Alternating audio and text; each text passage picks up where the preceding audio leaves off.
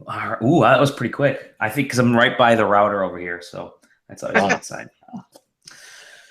All right, are you fine, gentlemen? Ready? Sure. As ready as I can be. Cool. Yeah, as I always say, we'll do a short podcast this time. And a few hours later. All right. For about 3 hours on the WCW alone, so we got exactly. All right, one last mic check. John, say something. Test 1 2 3 test. Okay, my headphone is jacked up. There we go. Can you hear me, guys? Oh yes. Oh, that's much better. Okay, yeah. For some reason, I think the cord is popping up. Okay, 3, 2, 1. Welcome everybody to SQW5 Monday Night Turbo. This week we recap the Monday Night Wars of the late 90s and how that impacts TNA today. Oh, I see what you did there. I'm Dolly Medium Hair Deadlock Dimovsky. Joining me as usual is Bald and Beard JJ Holder Supreme. And I'm John 3-day weekend Keo. There you go. Hello, gentlemen. How are you guys? Oh, great. Doing great. I'm trying to get these intros a little more energetic. So, and this episode is named Monday Night Turbo, which is just wonderful. I figured it would work well with the whole Nitro and Impact and all that kind of stuff. But we were just saying in the pre-show, it's gonna be another short show today, which always ends up making it a long show. We have a couple really fun topics to talk about. It's been a couple weeks to record. We took last week off. I'm kind of liking these do 3 weeks or so, take a break, 3 weeks, take a break. We'll figure out the plan as we go forward. I will say one thing, that everything is set up for iTunes. So by this, maybe tomorrow, more than likely this weekend, we will be up on iTunes where you can listen to us. And then eventually we'll get the videos up.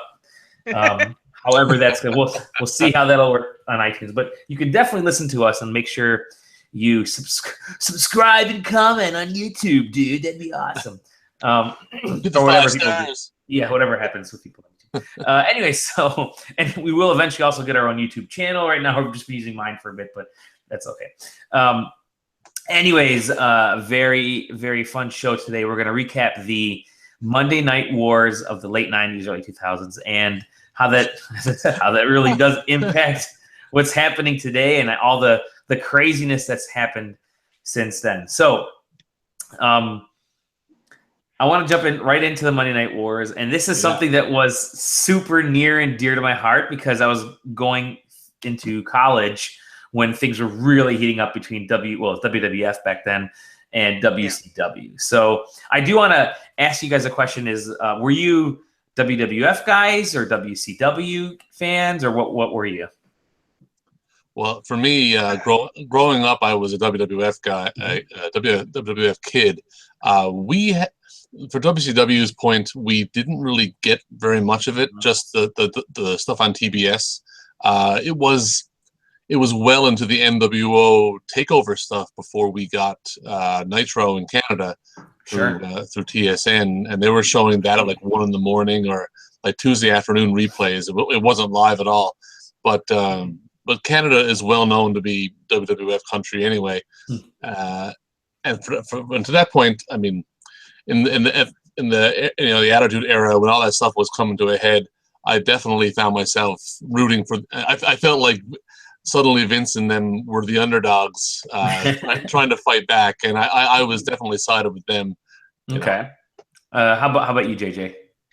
Definitely WCW more than WWF. Really? Okay. They're up until a point, obviously, but like by late '98, it was the switch had come, and it was like I was all in on WWF at the time. Okay. But leading up to that, WCW was the one, like, that was my dad's favorite. So that was one he watched more because that's where all the guys that he watched was, and he wanted to see Dusty Rhodes and Ric Flair and guys like that. So, and WWF was cartoony early on. That's true. Yeah. When stuff first started off, so you can only watch somebody doink the clown matches.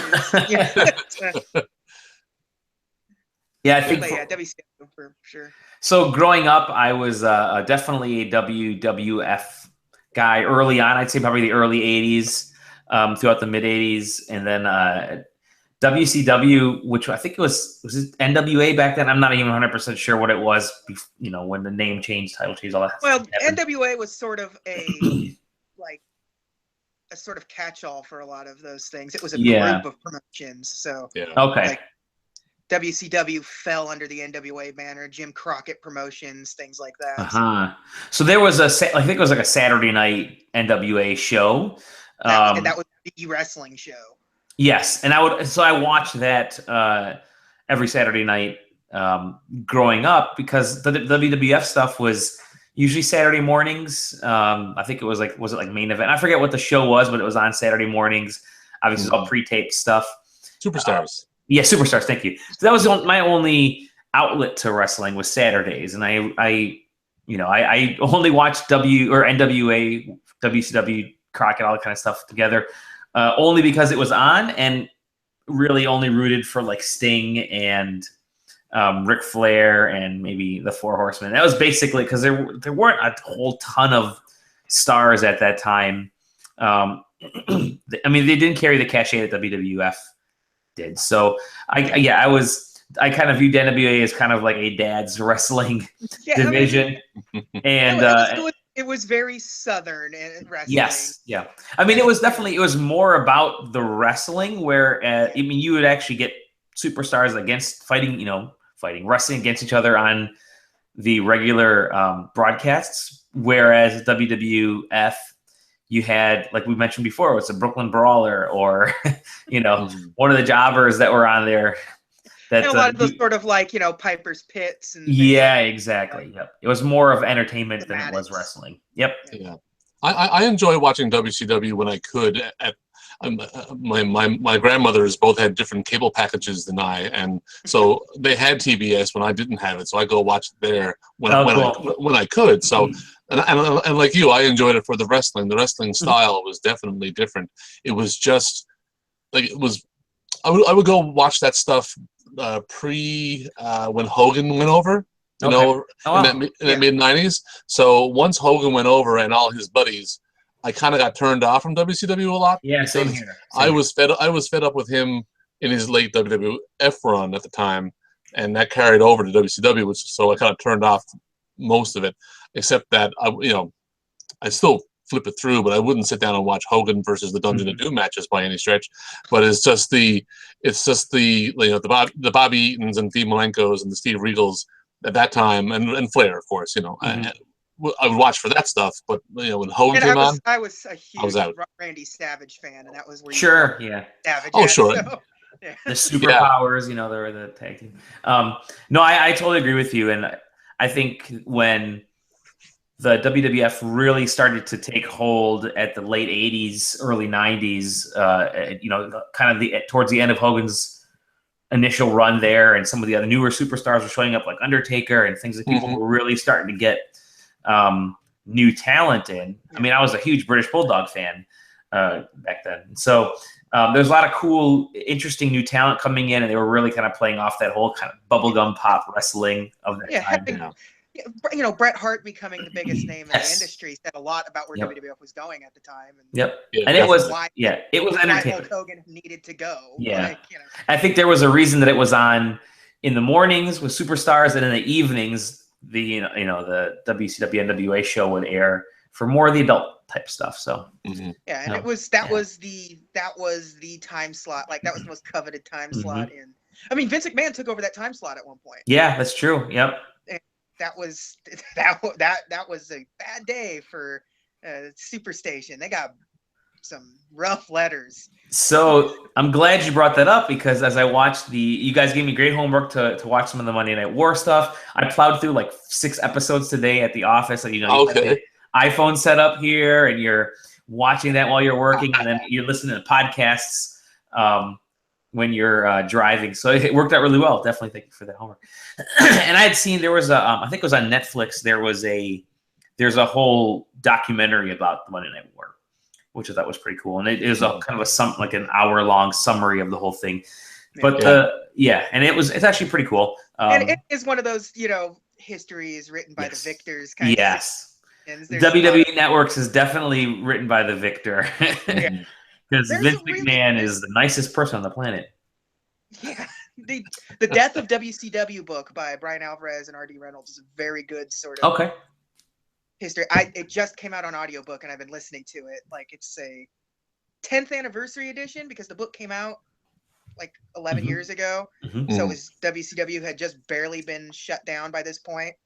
Oh, wow. So they've expanded it for this new version. So it's sort of, it takes a lot, it folds TNA into it a little bit.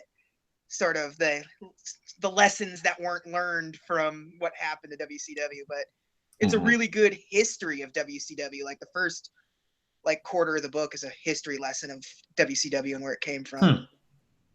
It's very well worth a read or a listen. So very cool. I'm gonna have to definitely check that out because it's a whole era of wrestling that I found really exciting. So to kind of jump into how that leads into the WWE and WWF and WCW Monday Night Wars. Essentially, Vince McMahon, you mentioned that time slot and how he kind of took it over, and he was not necessarily buddies with Ted Turner, but they were business partners. And he wanted to do a Monday night show, right? And he ended up taking USA Network for the Monday night show. Please feel free to correct me if I'm wrong on any of this information, which pissed off Ted Turner, obviously. Ted Turner had already pushed him out at that time. Yes, yep. He was getting the bad press, so he gave a time slot to, who did he give it? I forget. Another Jim Crockett or somebody. Who did he? Well, I'll have to read about it again. But and that made Vince mad because he just sort of assumed he was going to be the only, and Saturdays at 6:05 was the wrestling program. Sure. There's one at 7:05. Yes. Doing better than his. So the USA Network, he switches over to there and ends up coming up with the Monday Night Raw, which I think it wasn't even Raw. It was just kind of like clips of stuff from throughout the week, right? Yeah, they had some stuff on USA. I think that was where Primetime Wrestling and that's right. Yeah, was on there for a while, and then once that came to a close, they had a spot to fill, which they decided to turn into a somewhat live wrestling program. Yeah, somewhat live, exactly. Only 1 hour back then. Yeah, that's true. Yep. Yeah, it was supposed to be like less produced. That's why it got the Raw name. Arena, but obviously that changed quickly.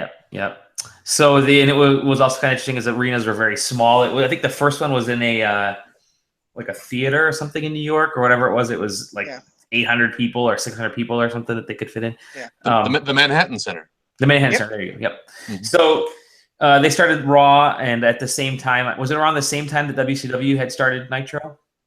No, Nitro came after. After, right? 2 years later. After Raw, that's right. Okay. After Raw, yeah. And so I think the way the story was told on the Monday Night War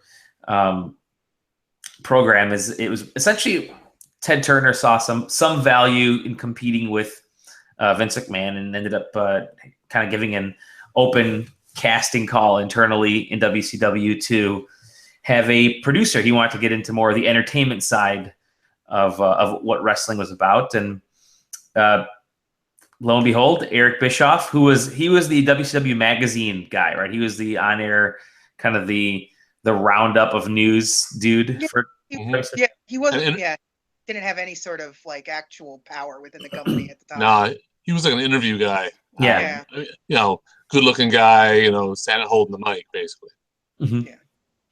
And he ended up applying, and he got the gig, and kind of really took hold of WCW, and I think he essentially created Nitro, right? He did. His first big move was bringing Hogan in. Mm-hmm. He was able to convince Hogan to come in, and then Hogan was working on, was it Thunder in Paradise at that time? You guys remember that show? I used to watch that show. I don't know why I watched it, but I did. There were other wrestlers on that show too, which is funny. But I think the way that His buddies, exactly. And the way it was explained was that Hogan was recording Thunder in Paradise, and literally in the next slot over was Nitro. No, it was I'm sorry, Saturday night. Saturday nights, exactly. Yeah. Tape at MGM or That's what it was. Yep. And so he, it was the way that was all kind of taking place, and he got Hogan to come over, which eventually brought in Macho Man and other superstars. And Macho Man was already there. Was Macho Man already? Was he there before Macho Hogan? Man was already. Yeah, he was there before Hogan. Oh, I thought he wasn't. Okay. Well, either way, they started bringing in more and more of the WWF superstars because the WWF was trying to get younger for some of these older talent. They're starting to slowly either phase out or whatever. Hogan's contract hadn't been renewed for wrestling. He had gone into kind of full-time entertainment.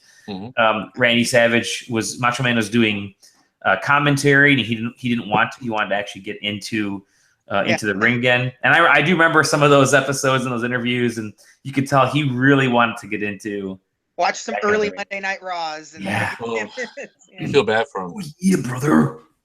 I just gotta stand here behind the desk, brother. I keep saying brother, that's Hogan. Anyways, and so they came up with Nitro after Raw had been around for a couple years, and decided, hey, here's our start date for Nitro. And they had signed, I think it was Lex Luger, right? Was it Lex? Yeah. And his contract had just run out. And so Lex was the guy that had replaced Hogan over like 2-3 years after Hogan left. For a while. Well, they tried. They were trying to, exactly. I remember he went from like being the badass Lex, like long-haired Lex Luger in NWA, WCW, to like this. He wore like a lot of red, white, and blue, and he became like this like total face, like almost baby face level of face, which is it's the exact same thing that they're doing with Roman Reigns, where they pick their horse and they're gonna ride it to the oh jeez, till the legs fall off, exactly. And he did okay. Luger did okay, but he was no Hogan, that's for sure. Yeah, he doesn't have like a quarter of the charisma that Hulk Hogan had. He couldn't and like never could hold an interview. Like it was. He's stiff, very stiff. Yeah, you're not gonna be Hulk Hogan if you can't grab the crowd like Hulk Hogan could, and that was 90% of Hulk Hogan's appeal was how he interacted with the crowd. Yes. Yeah. And the other never his wrestling prowess. Like, No, and trying to recapture the lightning in the bottle that was Hulkamania wasn't going to happen anyway, despite their best efforts. I mean, Luger just happened to be the guy. The fans had already picked who they wanted to be the successor. Like Bret Hart was sort of the guy, and that pushing Lex Luger instead of Bret Hart as the face of your company was never going to work. Yeah. And so Luger wanted to get out, and his contract still hadn't quite been renewed. They had I think he said they had a Saturday show, and Sunday morning he had signed secretly to WCW through Eric Bischoff. Yep. Monday was Monday Nitro, the debut of Monday Nitro. At the same time, it was going to go right up against Raw. It was actually Raw was not on that week. And as I said, Raw was actually preempted that night for whatever reason. And so Nitro had the entire night to itself. And I think they made a great point on the Monday Night Wars documentary or the show. And they said it was perfect. People were looking around for wrestling and they couldn't find Raw, but here's Monday Nitro. And like the very first person that comes onto the, it was done in a mall, which was pretty funny. The very first person that shows, or one of the first people that show up after Hogan and all them, is Lex Luger shows up, and people flip out because nobody had any idea. They snuck him in. Even the people in the company didn't know Lex Luger was about to walk out there. So huge deal. And that's a very, very good way to tune in next week. Yeah. I never had to worry about missing Monday Night Raw because Nitro was live. Yes, exactly. Nitro was live. Raw wasn't live back then. It was only partly. Not always, Yeah, Nitro was always on at like 5 p.m. my time, and Raw was always on at 8 o'clock on up against a repeat of Nitro. So it was never much of a war for me because I always got to watch both without having to miss the other one. And one of the interesting things, and Bischoff, I remember him doing this early on in Raw, is that he would find out the the results from from WWF, and he would just like say, "Hey guys, letting you guys know this is what happens, so don't bother watching." Yeah, I remember that being pretty funny.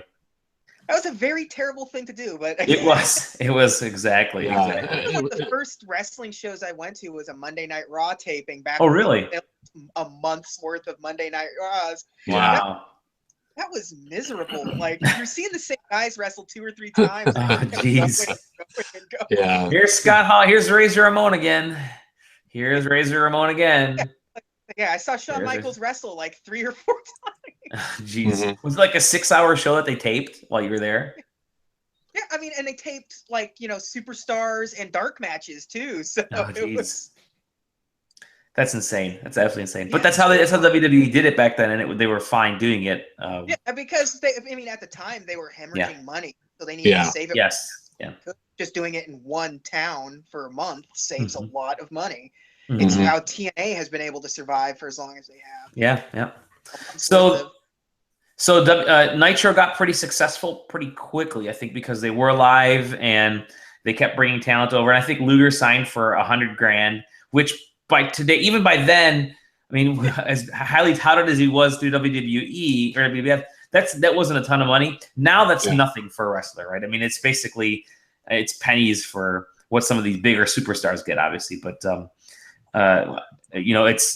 he came over just because he wanted to get out of WWE and wanted to get back to some other stuff he was doing. So they had this big roster. They kept getting more and more folks from WWF. I keep calling it WWF at the time. People started to filter over. But you still had guys like Sting and Ric Flair. Then you got some of the women's wrestlers coming over, like Medusa. It became this whole big thing where they had they called it the big boys, right? It was the we're the big boys. We're the big boys. Exactly. And WWE or WWF at the time was still courting a lot of those younger guys and Shawn Michaels, the Hardys, and build up a roster that had been decimated, and, exactly with injuries and retirements and jumping ship. So yeah, just dollars and cents, really, just not being able to afford the big contracts. Yep, exactly. I mean, when you have Eric Bischoff who has just a blank check that he can throw out, because nobody's checking those numbers until the end of the year, it's And it's an interesting. I'm glad you bring it up because Turner owned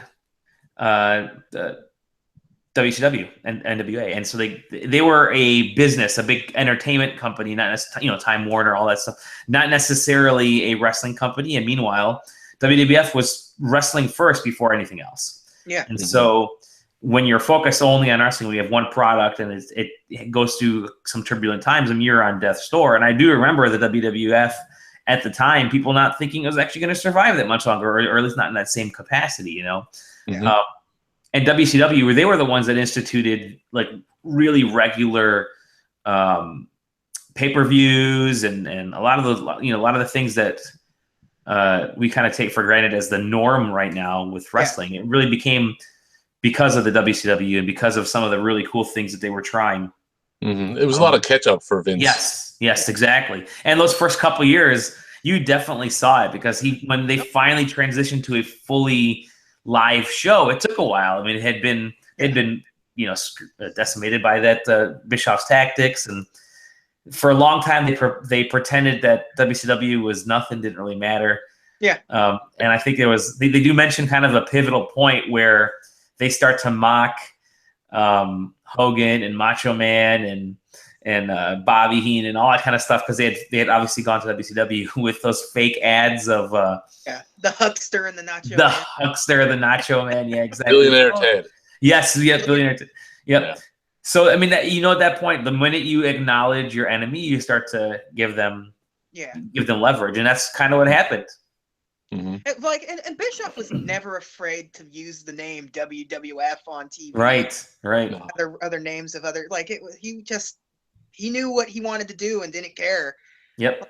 So whether it be reading results or just straight up offering, insane deals to other wrestlers, like he knew what he wanted to do to be able to take down Vince McMahon, and he pulled it off for a couple years. Like it wasn't that long that he was on top. Right. He really made a killing when it was. Like, yeah, naming other feds is a crazy thing. Like even today, when they say New Japan or Ring of Honor on WWE TV, it seems like this taboo thing. It's like, oh my gosh, they're admitting people exist, but yet they don't say they never say TNA. Still, yet, yeah. That's coming. We'll talk about that in a little bit. And so obviously, you know, Nitro gets bigger and bigger and bigger. And I can't quite remember how the whole thing happened, but I remember when the NWO first showed up. To me, that was the big thing. NWO really redefined storylines and wrestling, and you had this crazy rogue faction that brought this completely different layer onto wrestling. It went beyond kind of the typical, you know, guys beating each other up with some rivalries here and there to this anarchist feel. The sort of way that they protected the NWO, and how they presented the NWO was like unheard of. Like the whole, like, it was smart doing the whole like vignettes thing. Like, we're not going to, WCW wasn't giving them TV time to cut their promos, so now they have to cut these. They have to pay for advertising. No, you know, it was great. They didn't sell the T-shirts at the merchandise stand. They had to sell them separately from the regular merchandise stand for a little bit. They did. I mean, that whole guerrilla idea worked really well because, I mean, you saw people. They didn't have, you know, Hall and Nash didn't have names for the first, like, you know, couple of till like their first pay-per-view appearance. Like, that was. I remember going to like baseball games in the 90s, and instead of seeing like, you know, the Tigers, people wearing Tigers jerseys or Lions, it's like you saw NWO, which is like, you know, that's really weird. At the same time, it's pretty cool. Yeah, it was. So that got WCW in a lot of trouble too. There was and stuff around that. Yeah, well, the implied invasion by WWF was a. Yeah, they couldn't keep that going for too much longer, but it definitely stirred the pot enough to get lots of eyes to see what the hell was going on. Yeah, it was. You can find the sort of like the court deposition tapes that they filmed, because they exist, and WWF plays them once in a while. Like on I think there was like a Click or NWO video or something on the network or something, and it's like it's them like in character talking, like they're under, you know, they're giving under oath, but they're like turning to the camera and acknowledging Vince McMahon and stuff. Oh, jeez, it's weird that it exists and that. So well, that far. Oh God, and I thought that, I mean, it keeps adding more to the idea, right? So Nitro gets huge. I think the thing for me, the moment I knew that WCW had basically taken over was the parties, right? They'd have Nitro party. Remember those Nitro parties? Yeah. And I had buddies at colleges, because it was right around the time when I was in college. I was a freshman, and buddies in colleges that were trying to host parties, and they're getting a hold of WCW and saying, "Hey, we're doing our Nitro party," because they would like come in. Like record from different parties around the States and stuff. And my buddies were throwing Nitro parties, and we slowly, just kind of by attrition or what, but more and more folks started showing up at our dorm room Monday nights, and we just watched Nitro, which to me was, I think that was the moment that I didn't become a WCW. Maybe I did kind of become a WCW guy at that time, because WWF was just was low quality. It was really hokey at the time. There weren't like a lot of strong characters, it was the same. I mean, yes, it was the same.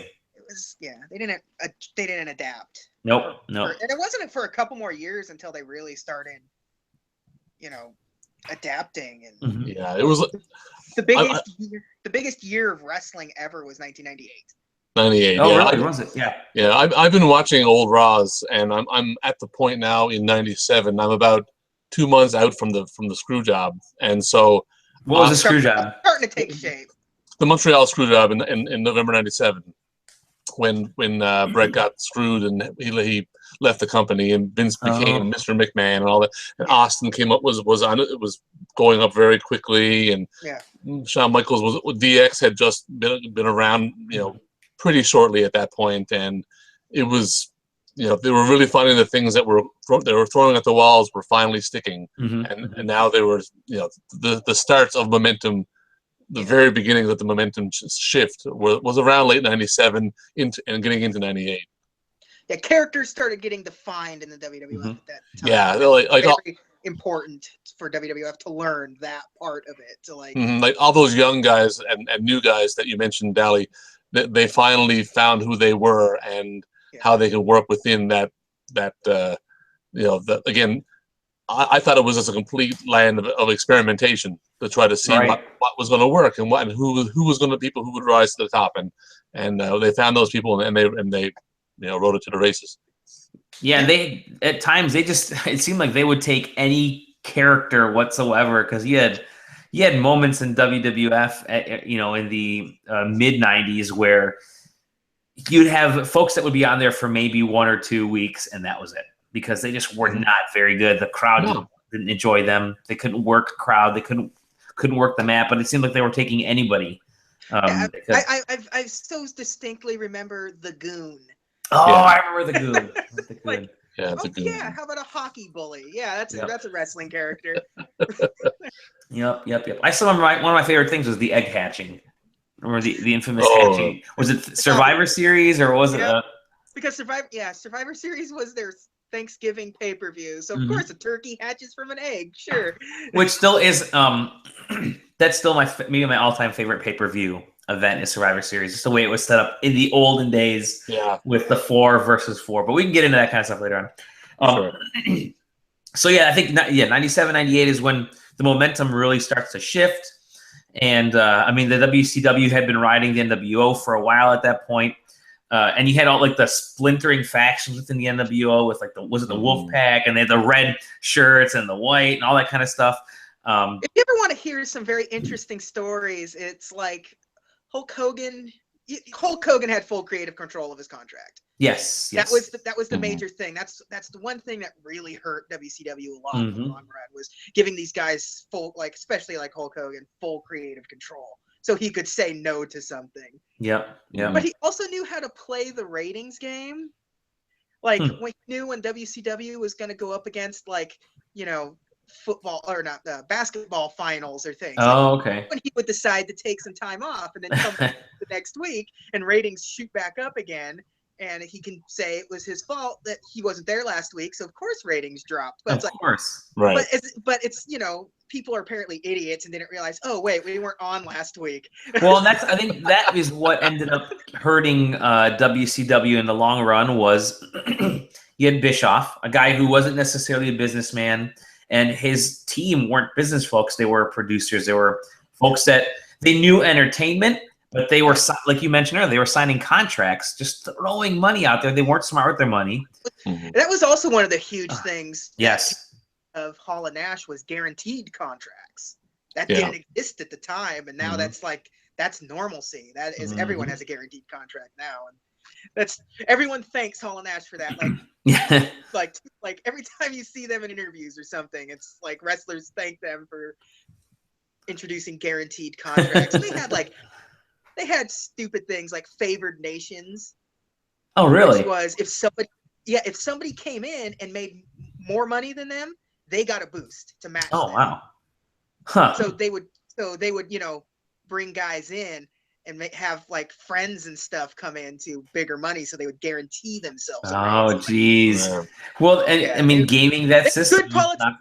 And that's what WCW was all about, was politics. So. And I think that led to one of the eventual downfalls of WCW. That's when you started to see talent start going back to WWF. The momentum was shifting in the late 90s, 98, 99.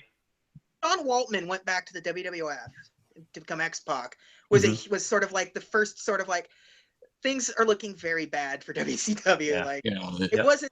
People are getting pissed off at Bischoff. Yeah, it wasn't blatantly obvious, but it started. It really made you think, that's weird. You had a lot of money from WCW. You just go back to WWF, where you really weren't treated particularly well in the WWF in the first place. Like, and that young talent was becoming really good in WWF, and they were offering a lot of cool opportunities. And they had brought their pay-per-view game up, their presentation, and they were able to focus on the wrestling. Meanwhile, WCW, owned by Turner, the conglomerate, Time Warner. All of a sudden, you had the AOL Time Warner merger. I remember this being like the biggest merger on the planet at the time, right? AOL, Time Warner come together, and AOL, excuse me, started reevaluating all of the properties that Time Warner and AOL kind of had together, and decided, hey, you know what? WCW doesn't quite fit in with what we want. The money isn't consistent. We're seeing a downturn in money and possibilities and options, and there's not a lot of growth. Yeah, at the very end, I mean, Bischoff was trying to buy WCW. Yes, he was. Yeah, 2001. Like, at the very end, it made sense to buy WCW. I mean, like, it had heritage, it had a cash to it, it had weight to it. Mm-hmm. But, like, you know, like you said, AOL, Time Warner, and Ted Turner was out of the picture. Yeah. If Ted Turner still had a say, WCW would still be around. Yeah. Okay. He was very passionate about the company, and it was never going to die if he had the final say. But once he lost control of that say, he didn't, because, you know, WCW lost money more than it ever made money. So that's true. Yeah. Except for that brief period and before they started spending way too much. Yeah. So, like, you know, from like 97 to early 98 is when they really started turning profits. Mm-hmm. And or like, no, 96 and 97 is definitely where they started turning profits. And then, like, 98 is where things started to again. And by 2000, everything, they had gone through management changes left and right. They couldn't figure anything out. Talent was leaving everywhere. They were trying to do that thing where they're bringing in young talent from other promotions and stuff again. And it was too late at that point. And once AOL, Time Warner, once everyone decided that time slot for wrestling anymore, that's without a time slot, WCW is worth zero. Exactly. And like, do you know how long it would take to, like, especially at that particular moment in time, like, how long it would take to hammer out a deal with any other network? Like, even if Bischoff were to buy it, what would he do with it for a year and a half, 2 years until he could really get a deal going? Exactly. And you know, they were off Turner. Their contract ended there, and finally, in comes Vince McMahon and ends up purchasing it, right? I guess after the deal kind of falls through with Bischoff and his investment partners. Again, Bischoff was not a business guy. 0-hour kind of thing. Like, it really was. 48 hours. It went from Bischoff buying it to Bischoff not buying it to WWE buying it. So I remember refreshing. I forget what website it was. But I would refresh, maybe it was IGN or whatever. You know, I'm refreshing the website like every hour or two, and there's a completely new update. We're hearing, our sources are telling us this, which is crazy. Yeah, it was chaos at that time. Yeah, it was. Yeah. Super exciting when it got announced that WWE was buying WCW, because you thought there could be some really cool stuff about that. Yeah. Oh boy, did that kind of crash and burn pretty quickly, because you had, you know, Shane McMahon shows up after Vince McMahon does that I still remember that simulcast, because they announced this is going to be the last show on TNT. They didn't really quite want to say this is going to be the last show of WCW. You know, they were very cagey on committing to anything with WCW. Yep. It's the last show on and I know me and my buddies were all watching. We were at my house watching, and we're like, oh, it's the last show on TNT. They're going to announce where they're going to go next, right? Maybe it's TBS, maybe it's MTV or whatever, somewhere else, Spike TV, whatever was around at the time. No, they just kind of, they didn't do it. And I mean, it was actually a really cool show. Shane McMahon shows up after that, the simulcast. Shane McMahon walks in, takes over. There's this kind of feigned family rivalry thing, which never and was sort of at its most insufferable as a point. Like, you were really, he was starting to really wear out his welcome as Mr. McMahon, and so it was kind of neat to sort of throw a new monkey wrench into his gimmick. But we know how that turned out in the end. Yeah. And it was kind of a sad falling apart of the plan, because I think we talked about it before, where they brought in like WCW talent during the whole invasion thing after WWE took over, and that lasted like 6-7 months, and finally they just because you could, like, the talent that you wanted either wasn't gonna go or didn't want to go, because they still had their guaranteed to sit at home on their butts and not do anything. You know, and there it's were good and good money. Yes. There's some guys who couldn't afford that. Like, yeah, I could sit on my butt, but then after that, where does my career go? Whoa. Oop. You became just a happy guy in the corner there with a little finger. But no, it's a great point, and it's really important to note because you had this kind of the B and C squad of WCW talent that came over during the whole invasion process. You had some really bad folks that just not bad folks, people that were not interesting. WWF was pretty pissed off because the talent there was pissed off because, hey, here are all these folks hopping in, trying to get the same time that we are. Yeah. In the end, when WWF kind of wins out, what came to the advantage was all these contracts that WCW had signed started expiring. So you had Hogan and Hall and Nash all kind of came together at the same time in the WWE. And I remember they were in Milwaukee the first time. Again, I know this from the documentary. They were in Milwaukee, and then I remember Hogan's first match was actually back in WWE, was here in Detroit, and I went to the match and watching him, and he came out to the crowd going, we went bonkers. Everyone went absolutely bonkers. It was also Brock Lesnar's first. Brock Lesnar wrestled a dark match leading up to Hogan's return that same day.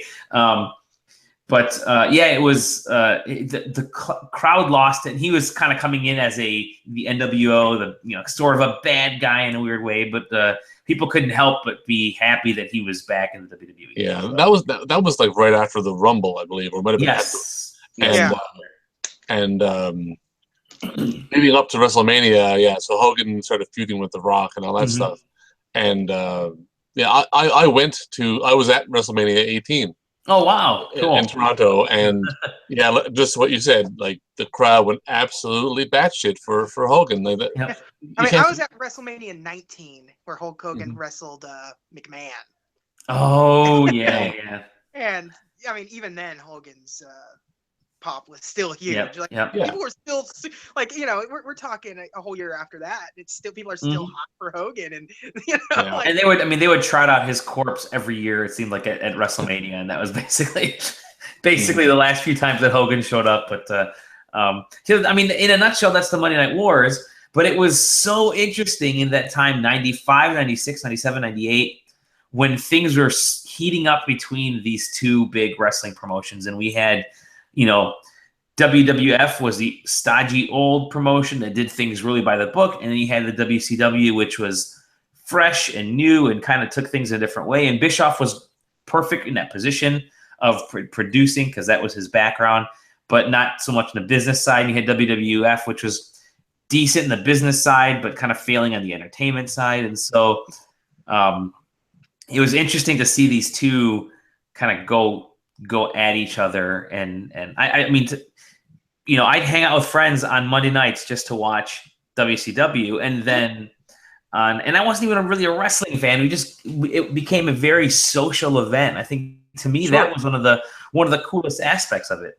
I mean, that's what wrestling became pop culture again. Yep. It was you didn't have to like wrestling to sort of want to be involved in it. Like there was always something to talk about. There was always something interesting. There were celebrities all the time, which was a big deal constantly, and just there was a lot to take in with especially WCW back then. So at the time, my wife Wanda, she had no interest. Well, she used to watch wrestling a bit when she was a kid, but like at the time, she had no interest in wrestling.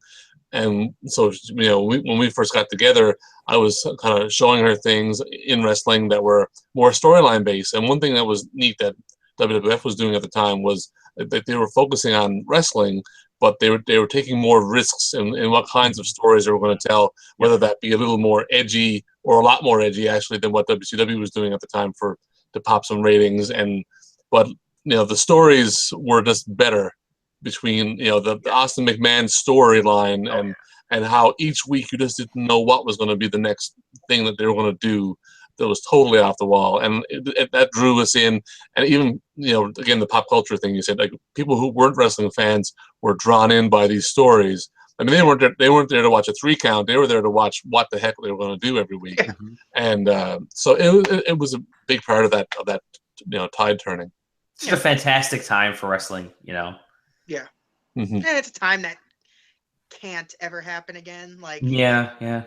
I mean, it's not like there's any other promotions right now. I mean, let's get into that really quickly here. So news broke. I mean, it didn't really break over the weekend, but it's been a slow churn with TNA Wrestling, which I think was Jeff Jarrett. Is that he started that?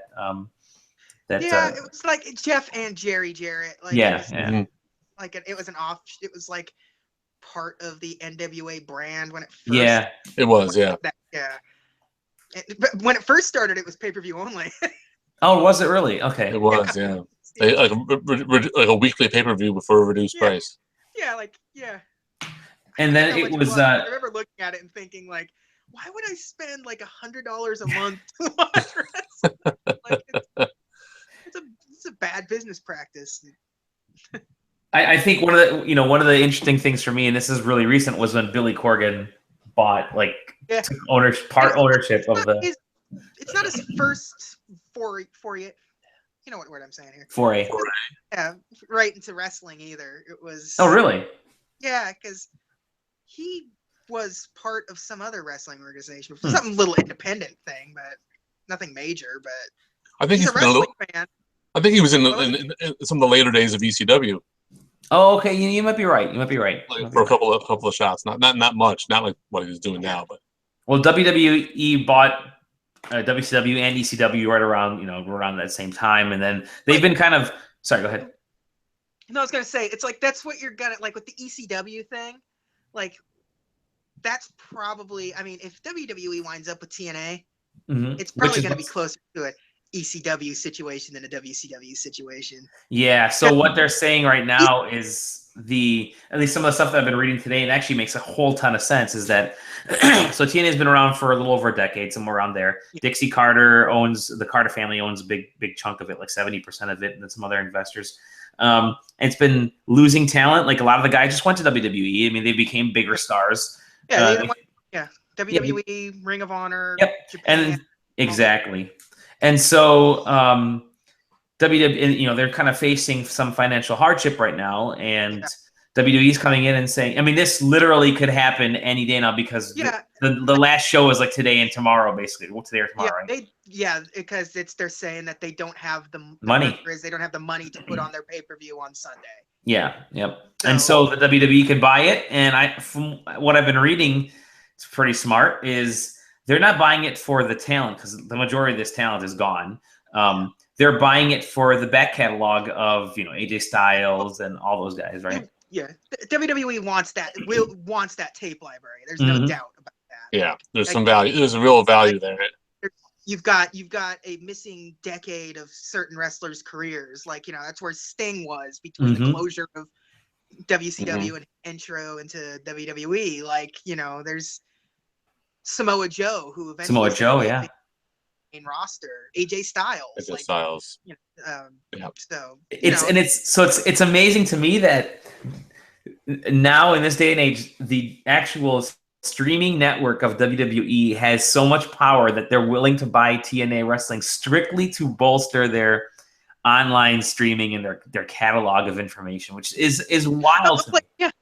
I mean, they really are in the there's like a whole arm of that business that is really there for archiving wrestling history. It's brilliant, absolutely brilliant. Even before the network, they were intentionally going out and buying smaller companies, older companies, specifically just to have the library in their their archives. We just talked last week about those rare matches that they have on that collection. Like those tapes came from somewhere, and they're just out hunting for that stuff. It's selfish, because there's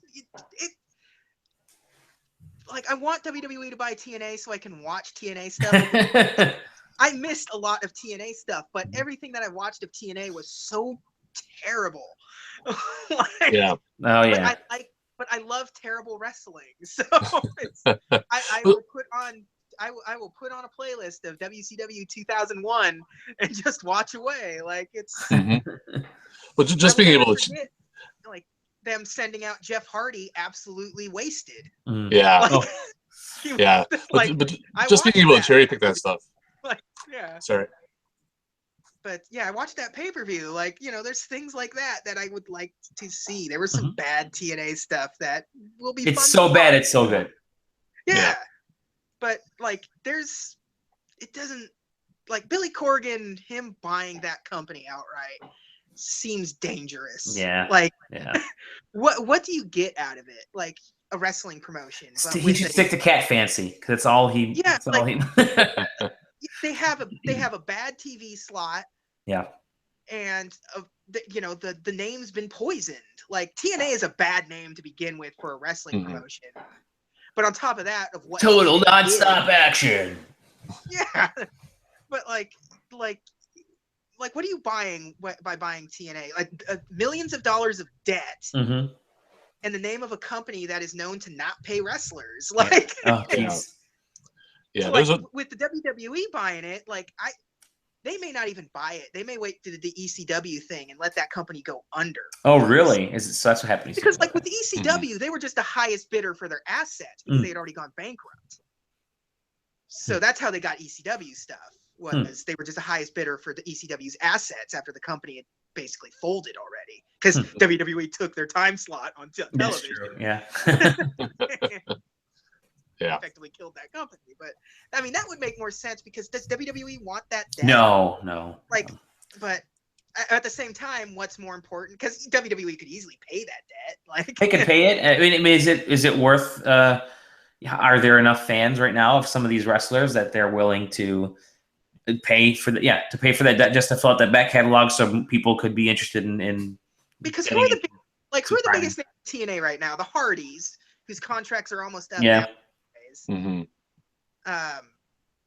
Ethan Carter, I guess. Like a guy that they already fired not that long ago. Like Cody Rhodes making his appearance. Maybe he might debut. Yeah, Damian Sandow. Like all these names that I don't know. Well, the question is like, is Drew McIntyre someone else that they also fired? Now, is he a name guy they want to bring back? Yeah, all the big names are names of guys that they didn't want. Like, right, exactly. Yeah, people that they've let go, or people that maybe failed medical exams. So we'll talk about that right now. But to some of those guys' credit, some of those guys managed to turn things around for themselves and improve. I mean, EC3 is a prime example. They weren't doing anything with him, and now he's had a pretty good run. That they were trying to set up before he got released from the WWE was America Guy. Guy. Like it was literally just a guy that like was in like his promos were him and like American Flag Zubaz like exercising. Like that was gonna be that was the whole Lex Luger thing that didn't work in the early 90s. It didn't work then. So definitely it was going to work in like 2006. So whatever happens could very well happen in the next couple days here. Right? Oh yeah, we could I definitely see something within a week, like knowing for sure. Like, I mean, Billy Corgan admitted on ESPN Radio today that Vince McMahon is one of the people that. Oh really? Okay. Yeah, he himself said that, and they even asked him like, "How do you compete against Vince McMahon?" And his response is, "You don't." Yeah, so that's not a very good. That's not a very good sign for him buying TNA. Well, but I was gonna say, do you guys think that there is I'll say this, for all intents and purposes, the WWE will end up with TNA assets somehow, whether it's this week or in a couple of weeks or in a few months when they fully go bankrupt or whatever. They're going to end up with this stuff, and it always seems to work on Vince McMahon's. If they can't get if they can't get the funding for the pay-per-view this weekend, that's it. It's done. That's it, because you end up reneging on contracts that you made. Yeah. And there's no coming back from something like that. Yep. So, exactly. It's not the first time though. This has been a story that has happened many times. Where they didn't have the money to put on their show this weekend, and they somehow pulled it out. So, but that is not a good business. No, it's not. So, and they're really, I mean, Ring of Honor, and maybe there's a couple other really small promotions out there. There really isn't anything for the WWE. I mean, it's been that way for a couple decades now. Really, there's been nothing in the way of the WWE. And this is what I'm trying to decide or discover or figure out what can smaller wrestling outfits or promotions do? I mean, this is a different conversation for a different time. What can they do to gain traction against the behemoth that is WWE and so on, right? Well, I mean, it's not like these companies aren't like already better than the WWE in terms of what they're doing. Like, Ring of Honor is a better like wrestling show to watch from a wrestling standpoint. But without having money, without having that kind of backing and support from somebody, some miracle is going to happen for somebody at some point to get a major TV slot somewhere to be worldwide. I mean, like, the WWE, maybe the WWE's biggest competition right now is UFC. I mean, that could very well be. Yeah, if there was a Monday night UFC show, they could probably, they could see. I mean, I was gonna say they could see a drop in ratings, but it's not like the ratings have already been dropping. So yeah, it's true. Yeah, the uphill battle to try to compete with WWE is too monumental. As a smaller Fed, you have to be happy to have a slow build of momentum and notoriety and WCW was able to do it because WCW had already existed. It existed, it had been established. Yeah, had huge money backing. Before it got huge, and they ended up doing it. Yeah, I don't think it's ever going to happen at this point. Like, if it hasn't happened yet, if TNA couldn't pull it off when they tried, and they had a major network backing them at a point, Spike really, I mean, Spike I think was a huge network for a little bit. They were for a little while, yeah. When the VGAs are still on there. No, I think maybe for any promotion or something to be as to try to take stuff away from WB, you would require a ton of money, a ton of backing. A network, and I'm not even talking about cable. You would need like network level, network. And then, maybe I'd say like ESPN or whatever, but something big. And you need a big defection in talent.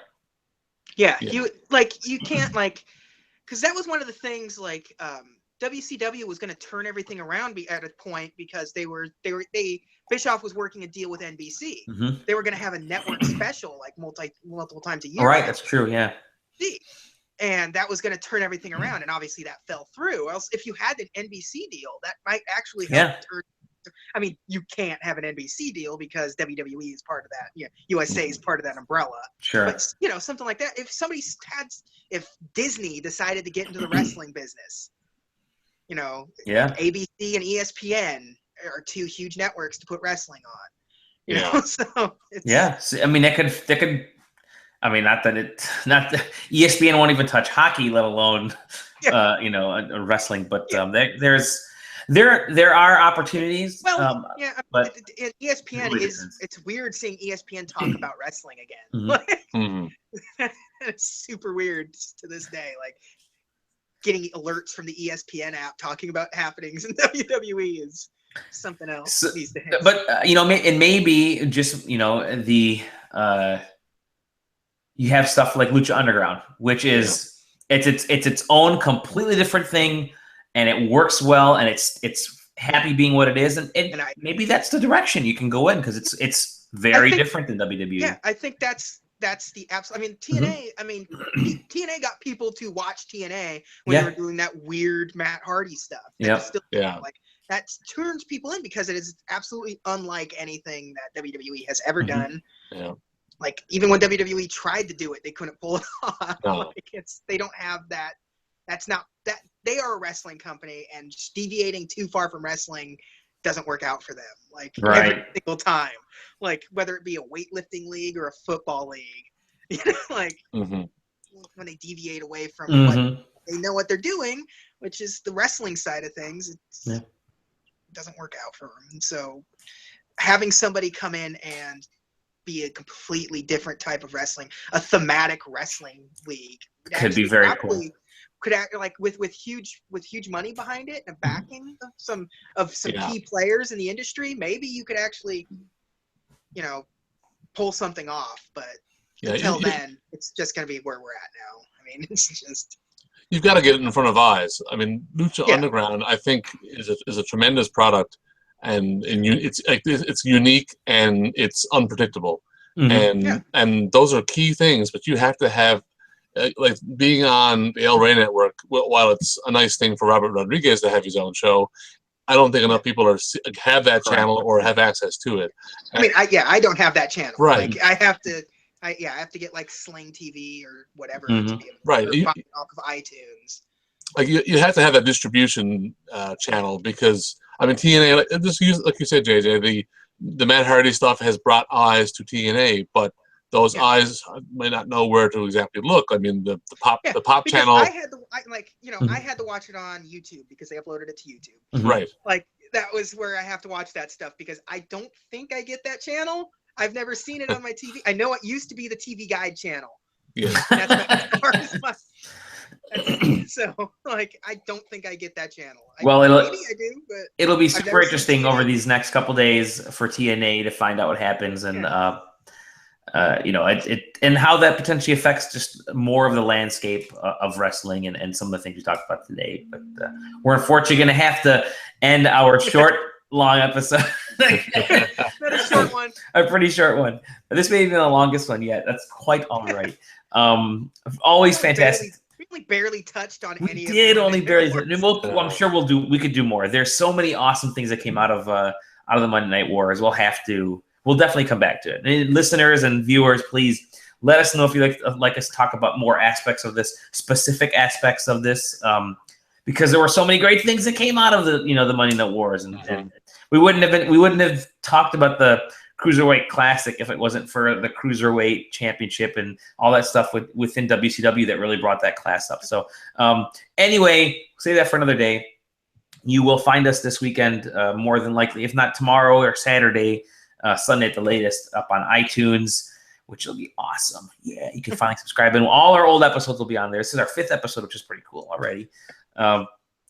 Thank you guys for listening and watching. And you can find us on SideQuesting.com, YouTube. Just do the search and we'll put it up there. All that fun stuff. I'm Dolly. You can find me at Dolly Demosky. John, where can they find you? At John Keogh on Twitter. JJ. At the double J _, after the N double. There you go. Thank you, everybody. At some point, but I won't. Yeah, well, it's in the posts, ladies and gentlemen. Anyways, thank you, everybody. It's been awesome. It's been great. And we'll see you on the next episode of SQW. Bye.